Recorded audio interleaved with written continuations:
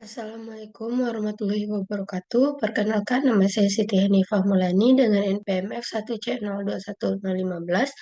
Baiklah, berikut saya akan menjawab soal untuk ujian akhir semester mata kuliah Fisika Gunung Api.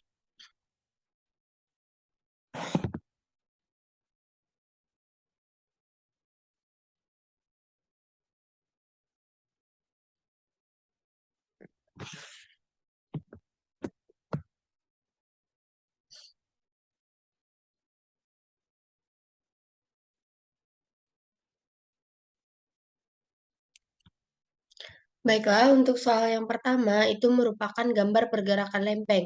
Pergerakan lempeng terbagi atas tiga, yaitu divergen, konvergen, dan transform. Pergerakan lempeng yang pertama yaitu pergerakan divergen. Pergerakan divergen adalah di mana ketika dua buah lempeng bergerak saling menjauhi. Pergerakan ini menjadikan lempeng benua mengalami kondisi terbelah menjadi dua, sehingga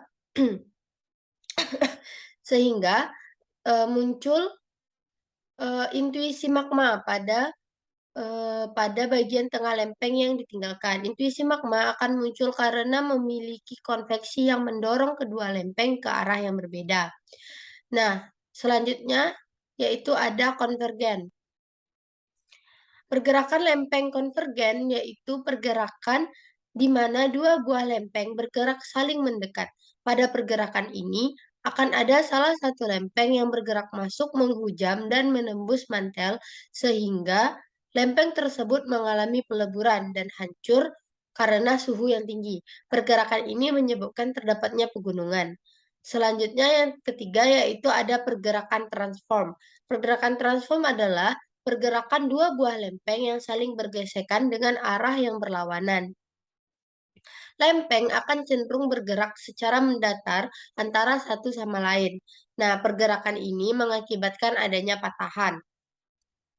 Soal nomor 2 yaitu penjelasan mengenai proses pembentukan gunung api.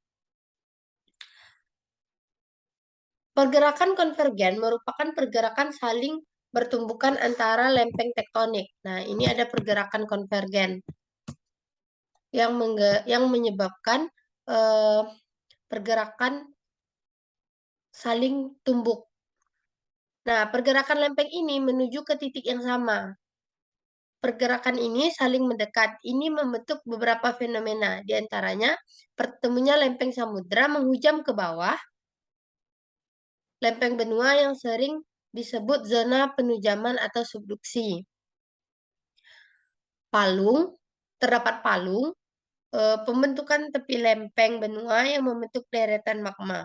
Zona subduksi akan memberikan tenaga yang kuat pada lempeng sehingga menyebabkan batuan-batuan meleleh, dan terbentuklah dapur magma. Dan magma yang mengalir keluar menyebabkan erupsi pada gunung api. Soal nomor 3 yaitu menjelaskan konsep pembentukan sistem vulkanik. Nah, pada tahap satu ini, yaitu pembentukan magma dengan pencairan sebagian batuan. Pada bagian ini, karena panas yang terjadi mengakibatkan akibat gesekan bumi mengakibatkan pencairan batuan yang akhirnya membentuk magma. Pada tahap 2, yaitu pergerakan magma menjauhi sumber magma tadi. Di sini magma mulai bergerak naik, menjauhi sumber magma akibat adanya gas dengan tekanan yang lebih tinggi. Nah, pada bagian ketiga, itu terdapat dapur magma atau penyimpanan magma. Pada tahap ini, magma akan disimpan dalam magma chamber atau dapur magma. Nah, tahap yang keempat yaitu ada pergerakan magma ke tahap meletus di permukaan atau membentuk intuisi. Baru setelah itu gunung akan meletus. Untuk soal nomor 4, gambar ini menjelaskan tentang ruang magma yang menyebabkan ruang magma terbentuk dan penyebab dan penyebab pencairan magma untuk setiap lokasi. Nah, itu yang pertama ada titik panas samudra, yang kedua ada pegunungan tengah laut, yang ketiga ada subduksi di bawah benua, yang keempat ada titik panas benua, dan yang kelima ada tumbukan benua. Selanjutnya soal nomor 5 yaitu mengenai magma dan hubungannya dengan gambar di bawah ini. Nah, magma adalah batuan cair bersuhu tinggi yang terletak di ruang magma. Magma berada di dalam bumi dan terkadang keluar melalui gunung-gunung api dalam bentuk lava. Proses terbentuknya magma yaitu magma terbentuk dari terjadinya pertemuan dua lempeng litosfer dalam siklus batuan atau pergerakan konvergen tadi. Nah, interaksi antar lempeng tersebut akan menimbulkan gaya gesek. Hasil dari gaya gesek tersebut terjadi peningkatan panas. Peningkatan panas mengakibatkan eh, mengakibatkan peningkatan suhu, tekanan dan cairan, maka mengakibatkan eh, peleburan batuan yang akan menghasilkan magma. Nah, pada gambar satu ini merupakan gambar gunung api yang masih aktif, yaitu gunung api yang masih bekerja mengeluarkan asap, letusan dan gempa. Nah, yang gambar yang kedua ini yaitu gunung api istirahat atau gunung api tidur atau juga bisa disebut dengan gunung api terhenti. Nah, pada gambar ini gunung api masih dapat meletus sewaktu-waktu lalu istirahat kembali. Jadi dia membutuhkan waktu yang lama untuk bisa meletus kembali begitu. Nah, untuk gambar yang ketiga yaitu gunung api mati atau gunung api yang tidak memiliki catatan erupsi atau sudah tidak meletus lagi. Baiklah, selanjutnya nomor 6.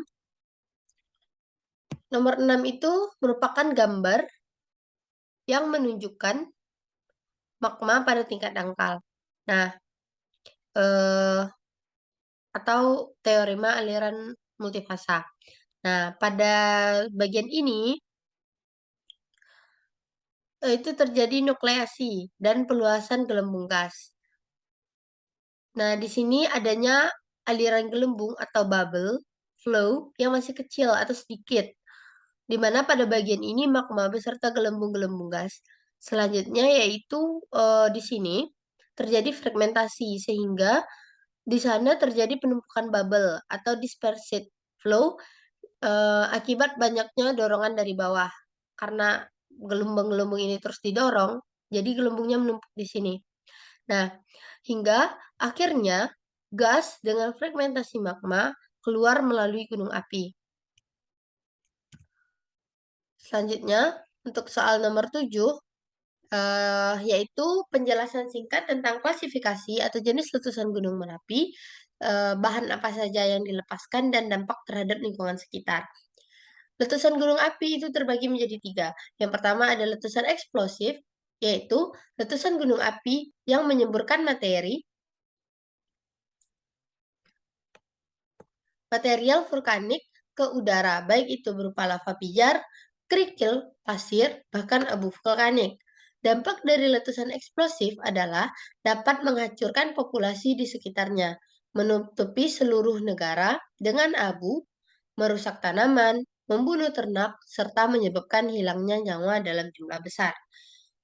Letusan yang kedua yaitu letusan efusif. Letusan efusif adalah letusan gunung api yang terjadi secara perlahan dalam mengeluarkan material vulkanik dari perut bumi. Dampak dari letusan efusif yaitu tersedianya barang tambang yang berlimpah, terjadi banjir lahar dingin, dan kerusakan tanaman. Letusan yang ketiga yaitu letusan campuran, di mana letusan campuran ini merupakan peristiwa ekstrusi magma, di mana letusan eksplosif dan efusif terjadi secara bergantian. Letusan ini akan menghasilkan gunung api berbentuk strato atau kerucut. Selanjutnya yaitu soal nomor 8, penjelasan secara rinci peran ahli geofisika dalam melakukan satu pemantauan kegempaan gunung api. Metode seismik, ketika sebuah gunung api akan meletus, maka akan timbul aktivitas seismik berupa gempa tremor yang biasa dirasakan oleh masyarakat lokal gunung api. Timbulnya aktivitas kegempaan ini dikarenakan magma yang ada di dalam dapur magma gunung api mendesak dan memberikan tekanan pada dinding dapur magma. Akibat tekanan ini, muncul rekahan-rekahan pada dinding dapur magma yang menyebabkan timbulnya gempa vulkanik. Untuk dapat melakukan monitoring seismitas, diperlukan sebuah instrumen yang dikenal sebagai seismometer. Dalam jumlah gunung api yang aktif yang ada di Indonesia, baru 69 gunung api yang dipantau menggunakan seismometer. Yang kedua yaitu pemantauan deformasi tanah gunung api. Pengamatan deformasi gunung api yaitu perubahan bentuk fisik yang terjadi pada sebuah gunung api ketika hendak erupsi. Salah satu tanda deformasi diantaranya naik turunnya permukaan gunung api. Pengamatan terhadap deformasi memberikan informasi mengenai apakah sebuah gunung api sedang mengembang atau tidak. Pengukuran deformasi dilakukan melalui Global Positioning System atau GPS, Geodeltic Dual Frekuensi L1 dan L2. Sebuah tiltmeter juga dapat diletakkan di gunung api guna memantau perubahan kemiringan permukaan. Dan yang ketiga yaitu pemantauan gas, plume, dan termal. Pengamatan suhu gas ketika gunung api akan meletus, selain aktivitas seismik yang naik, peningkatan suhu dan gas juga terjadi. Gas yang dikeluarkan pada saat sebelum erupsi diantaranya karbon monoksida, karbon dioksida, hidrogen sulfur, sulfur dioksida, dan nitrogen. Peningkatan suhu juga bisa terjadi dari mulai mengeringnya sungai dan danau, serta pepohonan yang mulai mati di sekitar gunung. Pengukuran gas dan suhu dapat dilakukan dengan pengukuran langsung. Namun, ini memberikan risiko pada orang yang melakukannya. Solusi lain seperti memasang alat pengukuran dan memasang sistem telemetrik jarak jauh lebih efektif dibanding melakukan pengukuran langsung. Soal nomor 9 yaitu penelitian apa yang dapat dilakukan atau terpikirkan oleh seorang geofisikawan untuk memantau aktivitas gunung api. Nah, sebagai seorang geofisikawan, penelitian yang mungkin terpikirkan untuk memantau aktivitas gunung api dapat berupa pendeteksian dini aktivitas gunung api, membangun sistem peringatan dini, memantau status gunung api, maupun memantau aktivitas gunung api. Baiklah, soal selanjutnya yaitu tentang manifestasi permukaan yang ada di lapangan geotermal. Geotermal didefinisikan sebagai panas yang berasal dari dalam bumi. Sedangkan energi panas bumi adalah energi yang ditimbulkan oleh panas tersebut. Panas bumi menghasilkan energi yang bersih dari populasi dan berkesinambungan atau dapat diperbarui.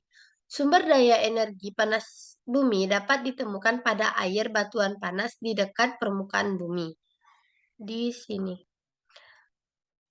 Di permukaan bumi sampai beberapa kilometer di bawah permukaan bumi. Bahkan jauh lebih dalam lagi sampai pada sumber panas yang ekstrim. Dari batuan yang mencair atau magma. Untuk menangkap panas bumi, tersebut harus dilakukan pemboran sumur seperti yang dilakukan pada sumur produksi minyak bumi. Nah, ini. Sumur tersebut menangkap air tanah